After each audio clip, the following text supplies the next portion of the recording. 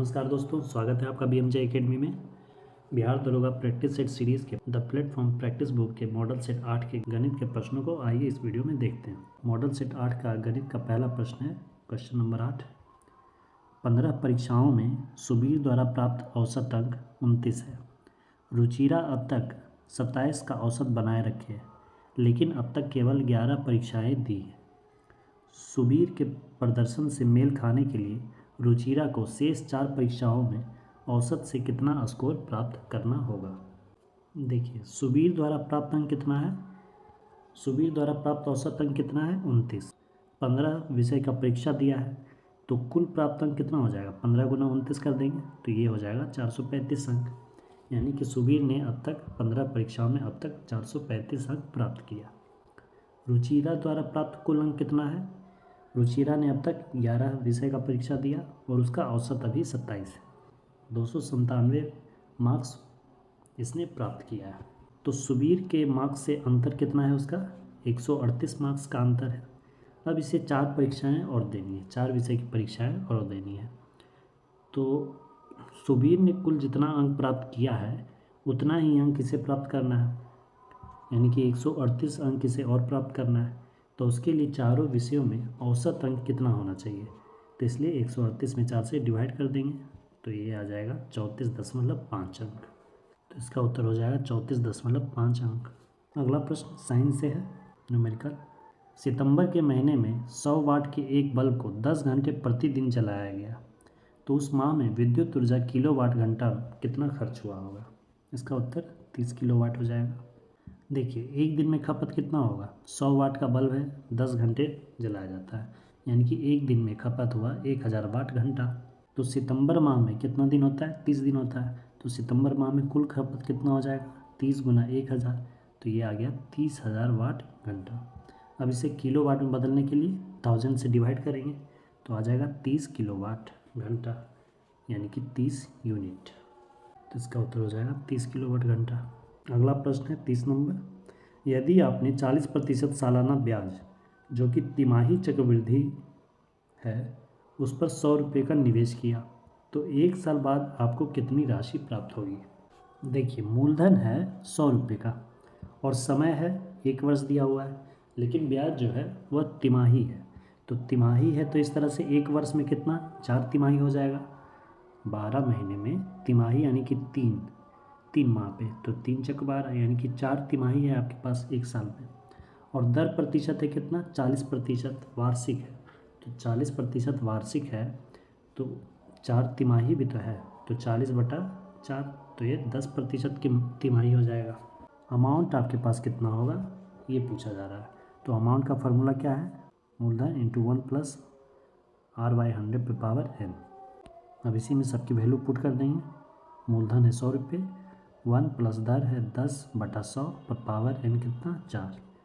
अभी 1 शून्य 1 शून्य कैंसिल हो गया, 10 और 1 11 हो जाएगा, 11 पे पावर 4 और 10 पे पावर 4।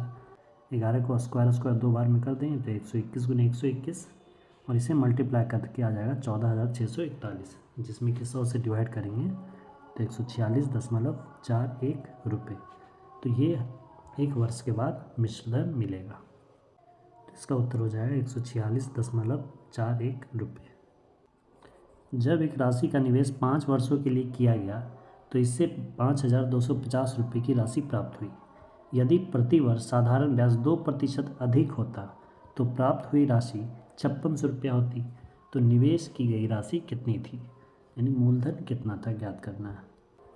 देखिए, पहले जो ब्याज का जो अंतर है वो कितना आ रहा है, 5600 रुपया होता अगर 2% अधिक होता ब्याज दर तब, लेकिन हुआ कितना, 5250। तो ये अंतर कितना हुआ, 350 रुपये का अंतर। अब ये जो 350 रुपये का अंतर है वो कितने दर प्रतिशत पे हुआ, 2% पे। तो ये ब्याज जो है 350 रुपये ये 2% पे मिलता और समय तो है ही 5 वर्ष। तो मूलधन बराबर क्या होता है, ब्याज गुने 100 बटा दर गुना समय। तो ब्याज हो गया 350 गुना 100 बटा 5 गुना 2, 5 दूना 10 से 1 शून्य कट गया, ये आ गया 3500 रुपये। तो मूलधन कितना आ गया, 3500 रुपये मूलधन था, जिसपे कि 2% वार्षिक ब्याज अगर ज़्यादा होता तो 350 रुपये ज़्यादा मिलता। इसका उत्तर हो गया 3500। गणित का अगला प्रश्न 39 नंबर। दो पाइप यक्स और वाई क्रमशः 32 मिनट और 16 मिनट में एक टंकी को भर सकते हैं। यदि दोनों पाइप एक साथ खोल दिए जाते हैं तो वाई को कितने समय बाद बंद कर दिया जाना चाहिए ताकि टंकी 20 मिनट में भर जाए। देखिए दिया हुआ है यक्स 32 मिनट में टंकी को फुल करता है, तो यक्स द्वारा 1 मिनट में किया गया कार्य कितना होगा, कितना भाग भरा जाएगा, 1/32 भाग। इसी तरह से वाई 16 मिनट में टंकी फुल करता है, तो वाई द्वारा 1 मिनट में भरा गया भाग कितना हो जाएगा, 1/16। अब चूंकि दोनों नल को एक साथ खोल दिया गया तो दोनों मिलकर 1 मिनट में कितना भाग भरेंगे, 1/32 प्लस 1/16। इसे ऐड कर लेंगे तो आ जाएगा 3/32, यानी कि 3/32 भाग ये दोनों मिलकर 1 मिनट में भर देंगे। अब चूंकि 20 मिनट में टंकी को फुल करना है, ठीक है, और बाई को बंद भी कर देना है, तो मान लेते हैं कि बाई को जब बंद कर दिया गया उसके बाद यक्स अकेला काम किया जो कि टी समय तक उसने काम किया, तो यक्स और बाई मिलकर कितना समय तक काम करेगा, 20 माइनस टी समय तक। तो जब दोनों मिलकर काम करते हैं तो 3/32 काम करते हैं 1 मिनट में, तो 20 माइनस टी मिनट में कितना काम करेंगे, 3 × 20 माइनस टी और बटा 32। और फिर यक्स अकेले काम किया टी समय तक, तो टी समय तक कितना काम कर लेगा, T/32। और इस तरह से दोनों मिलकर एक टंकी को फुल कर लेंगे। अब इसे ही सॉल्व करके हमें टी का वैल्यू निकाल लेना है। इस तरह से सॉल्व कर लिए तो यहाँ से टी का वैल्यू आ गया 14 मिनट।